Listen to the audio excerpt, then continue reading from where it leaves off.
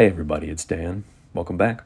This is going to be a painting video of some Morannon orcs that are going to be a blend of the Oathmark heavy orc infantry that you see there, and then some Games Workshop actual Morannon orc figures that we took a look at a little bit earlier this year. I think they scale pretty well together, so that's what I'm running with. I think I'll probably use these for the 9th Age, but there might be some of the old world, some Kings of War. They could certainly be used for Middle-earth strategy battle game because they are on 25mm bases, even though they're not rounds. And these are all going to be painted in my Razzle Dazzle style, which, as a brief synopsis, if you're new here, involves blocking out colors with thin down paint using that Vallejo medium that you see there. And once the base layer is down, we're going to do a very, very light dry brush of just pure white to pick up some raised areas. And then we're going to do a super heavy wash of Agrex's Earthshade. And the end result is a kind of cool, gritty look, and it's an incredibly fast scheme. So anyway, stick with me. That's where we're headed. So this base color, this is Iron Warriors from Citadel, and there's a little bit of thinning medium mixed into this, but not nearly as much as I do for things like cloth or skin or leather colors. This is more of a 2-to-1 ratio of paint to thinning medium, whereas all the other stuff is pretty much a 1-to-1, which is going to functionally turn it into contrast paint. I have a suspicion, I've mentioned in a couple of videos, I think contrast paint is just basically Citadel base colors with thinning medium and maybe some flow enhancer. But so we're going to kind of approximate some contrast paint with subsequent colors, but this is just kind of lightly thinned down Iron Warrior. You could use any dark metal color. I just wanted a very almost like blackish looking metal color as the foundation here. So going through basically like both of these figures, it felt like more than half of the figure was this metal color, so I kind of went crazy with it. And then what I can do is cut back in with Corax White, which you see me doing there, to clean up anything that I might have hit by accident that I didn't want to be metal colored. Again, we're going to kind of create contrast paint with our other paints, and if you've used contrast paint, you know that it needs a clean or bright base layer in order for it to work properly. And once that's applied, it's going to create a nice gradient of color, kind of flow into the recesses as you would expect, create kind of lighter colors toward the upper areas, which will then boost with a light dry brush. I am of the maybe unpopular opinion that I think orcs should be green. I have no problem from like an art direction with what Peter Jackson did with the Lord of the Rings trilogy, what Weta did.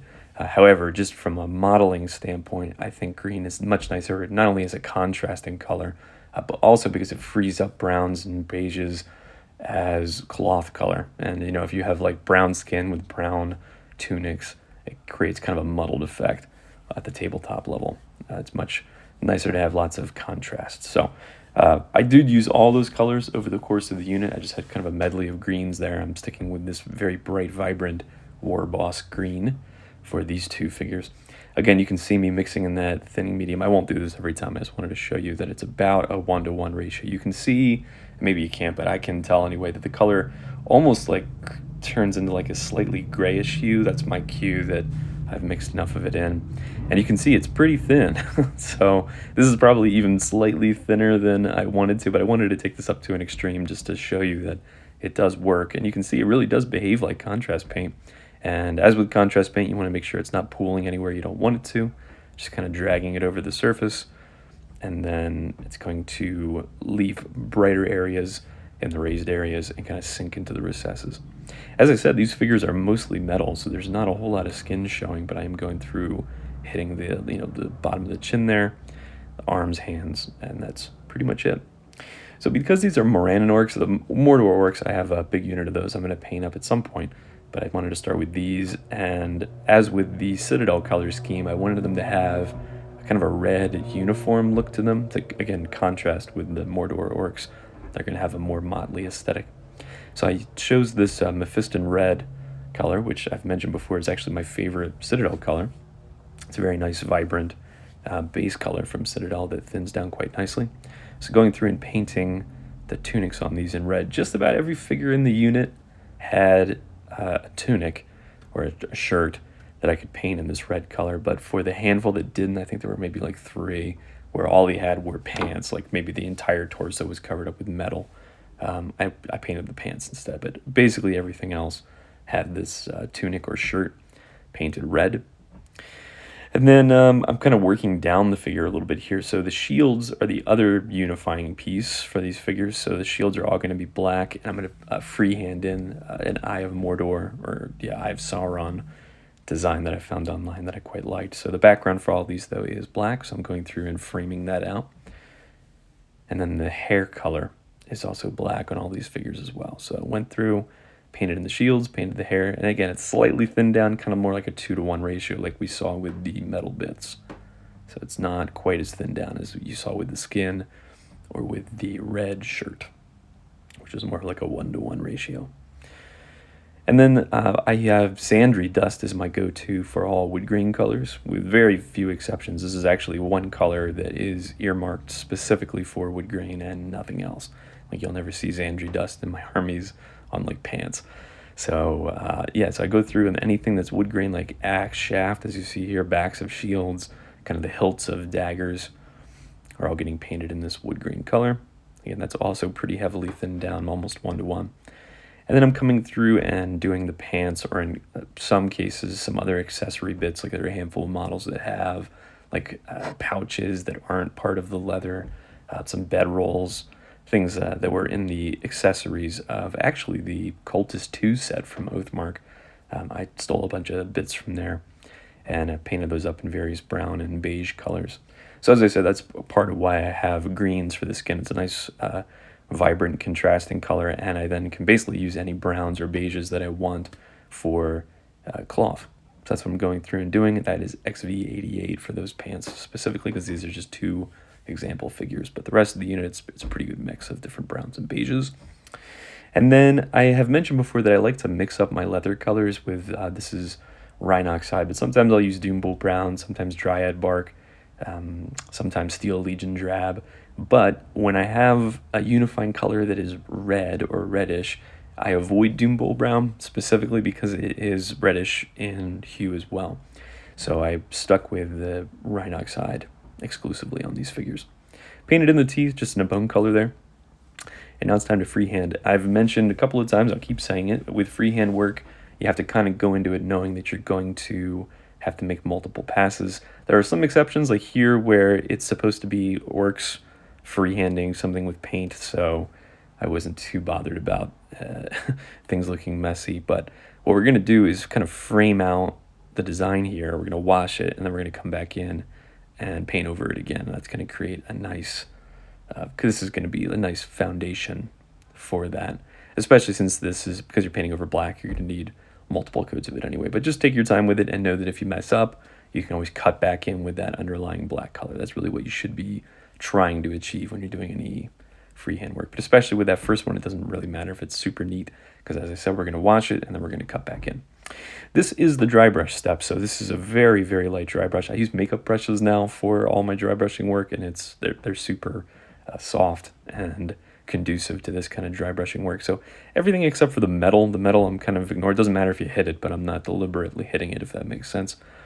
But everything else, you can see I'm just super lightly going over it with just pure white and trying to pick up any of the raised areas there. And you can see with a lot of them, because we've thinned down the paint so much, there's already kind of natural highlights forming around folds on the raised areas. And all we're trying to do is just like boost them a little bit. And you can see I'm moving the model back and forth in my hand, going over the same area multiple times. It's better to do that with a nice light dry brush than it is to use a heavy dry brush, because it won't look quite right if there's not a very gradual coloring here. And then if you want, I come in with a detail brush, and I use that same pure white to just do these little dot highlights, kind of using that dry brush step as a guide. You want to sort of highlight the upper highlight.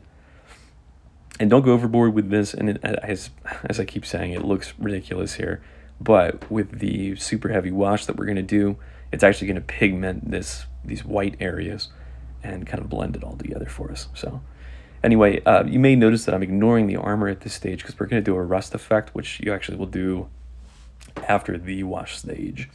So don't panic if you're thinking I forgot the metal. I didn't. As I said, going through and just picking out some white areas here, really just on any areas that look like the sun would be catching it, any like super upper areas of that prior dry brush stage. And here's the wash step. I use Agrex Earthshade. You could use, if you've got Devil in Mud, congratulations. That's a pretty fantastic wash. You could use Army Painter. You don't want to, well, you could use Army Painter Dip, like Quick Shade. This is actually what I started using for this. However, that's a totally different product than this like acrylic based wash. So you could use Agrex Earthshade. You could use Army Painter in the dropper bottles. They sell strong and dark tone. I don't think light tone would work well enough for this because this, again, it really involves a heavy wash. And you can see I'm just completely dousing the figure and then wicking away anything I don't want. And I've now said that I think this is a good kind of rubric, which is that if you find that you don't need to wake any away, it feels wasteful, but it's important because it means that you added sufficient wash. And if you don't need to, you probably didn't add enough wash. So anyway, be brave.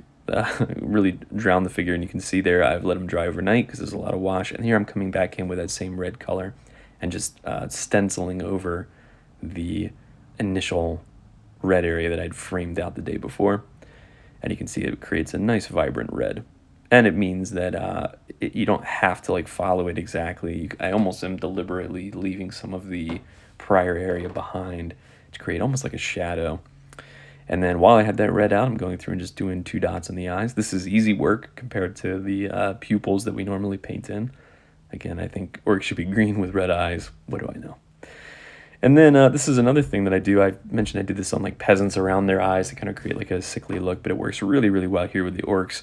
And that is using Carroburg Crimson or any kind of red ink or wash to come in. And I just do a little douse of it around the eyes and then around the mouth. And it, you can see, creates kind of like a reddish tint, not only to the teeth and the gums, but the lip area as well, which is nice because, again, the dry brush step was picking a lot of the upper areas up with white.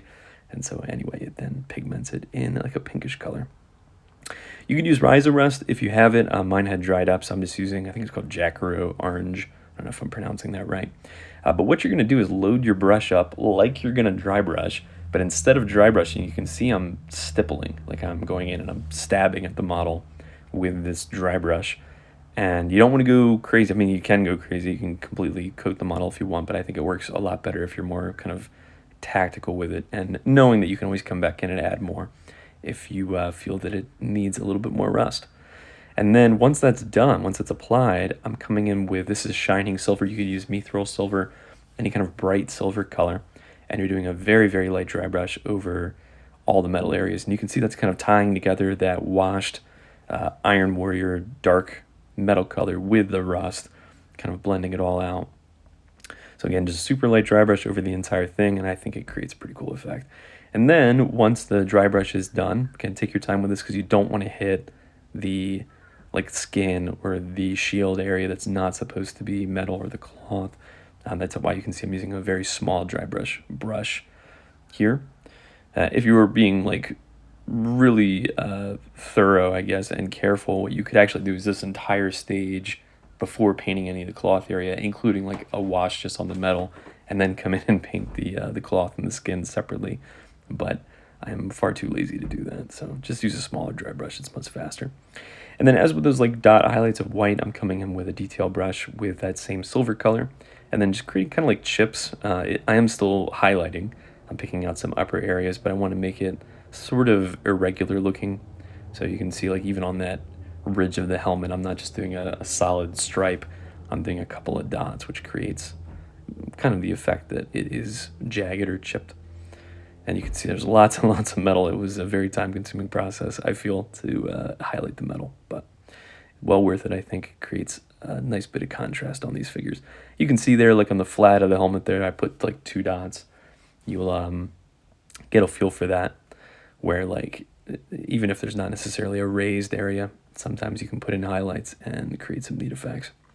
And then this technique, I should say, does require a matte varnish of some kind. I recommend Army Painter Matte. I know others have recommended AK Acrylics Matte Varnish. I'm going to pick some of that up next time I'm at the game store, but Army Painter is what I've got and what I can recommend in the short term. I'll base them all up. I base all my figures the same way so that I can, in theory, I'll use them all in the same army if I wanted to. And here's the end result. So the banner I made out of just paper. I have a tutorial on paper banners. I just painted it up because I couldn't find one to print off that I liked, so I thought that worked well enough. So anyway, pretty happy with this result. As I said, I've got lots of other orcs and goblins to paint, got a bunch of other projects also to paint, and I have a lot in transit to review first and then eventually build and paint. So stay tuned for all that. As ever, I appreciate you stopping by for this one, and until next time, happy gaming.